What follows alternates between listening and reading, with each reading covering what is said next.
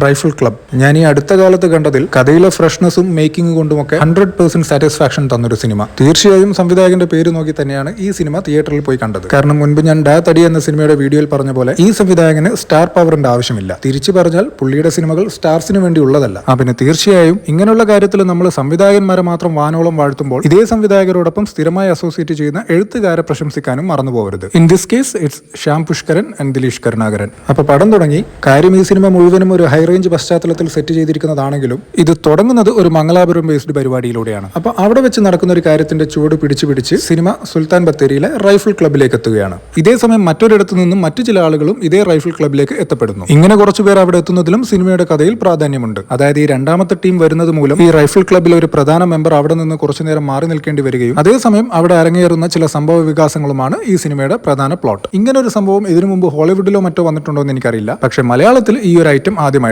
അപ്പൊ തീർച്ചയായും സിനിമകളിൽ പുതുമകളാണ് നിങ്ങളുടെ ടാർഗറ്റ് എങ്കിൽ ഈ സിനിമ കണ്ടു നോക്കാം. പിന്നെ ഈ പടത്തിൽ എന്റെ ഏറ്റവും ഫേവറേറ്റ് സീൻ, വില്ലന്മാരുടെ കൂട്ടത്തിൽ ഒരാള് ഒരു തോക്കൊക്കെ പിടിച്ച് ഒരു വീട്ടിലേക്ക് കയറി ചെല്ലും. അവിടെ ഉള്ളത് പ്രായമായ കുറച്ച് ആളുകളും കുറച്ച് സ്ത്രീകളും. സോ അവരുടെ മുന്നിലേക്ക് തോക്ക് ചൂണ്ടുമ്പോൾ സ്വാഭാവികമായും ഈ വില്ലൻ അവരുടെ ഭാഗത്തു നിന്ന് പ്രതീക്ഷിക്കുന്ന ഒരു എക്സ്പ്രഷൻ ഉണ്ടാവുമല്ലോ. അത് കിട്ടുന്നില്ല എന്ന് മാത്രമല്ല തിരിച്ച് അവർ വേറെ തന്നെ ഒരു എക്സ്പ്രഷൻ ഇടുന്നുമുണ്ട്. ആ ഒരൊറ്റ സീൻ മതിയായിരുന്നു ഈ സിനിമ കണ്ട പൈസ മുതലാവാൻ.